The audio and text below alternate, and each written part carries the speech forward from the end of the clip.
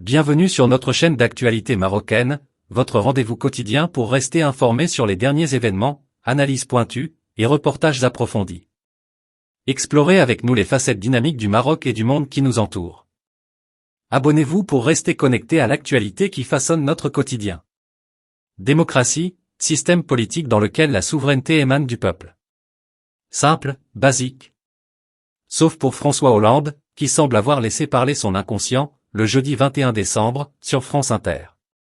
Interrogé par Léa Salamé sur le fait que 70% des Français se déclarent satisfaits que le projet de loi immigration ait été voté, l'ancien président de la République a répondu avec un raisonnement au sous-entendu pour le moins douteux. La mission d'un président n'est pas de céder à l'opinion, a commencé par affirmer François Hollande, avant de se lancer dans une énumération lunaire. Si nous faisions des sondages sur les retraites, que demande l'opinion? De travailler moins longtemps. Si on fait un sondage sur les salaires, c'est de gagner davantage. Si on fait un sondage sur le nombre d'enseignants ou le nombre d'agents dans les hôpitaux, c'est d'en avoir encore plus. Donc, un président socialiste ne devrait pas dire ça. Donc, faut-il vraiment rappeler à François Hollande que l'abaissement de l'âge de la retraite, la hausse des salaires, l'augmentation du nombre de professeurs dans les écoles ou d'agents dans les hôpitaux sont des combats traditionnellement portés par la gauche?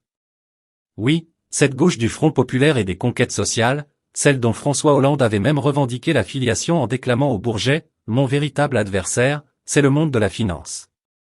Si jamais le bilan de son quinquennat n'avait pas dessillé les yeux des plus crédules, cette litanie prononcée sur France Inter nous ôte tout doute sur la question.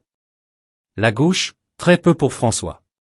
Sans compter qu'une telle saillie questionne également le rapport qu'entretient l'ancien président à la démocratie, lui qui semble considérer que peu importe la volonté des Français, un président de la République ne doit pas la prendre en compte, pourvu que le Parlement acquiesce, et que le Conseil d'État, le Conseil constitutionnel ou encore l'Union européenne ne trouvent rien à en redire.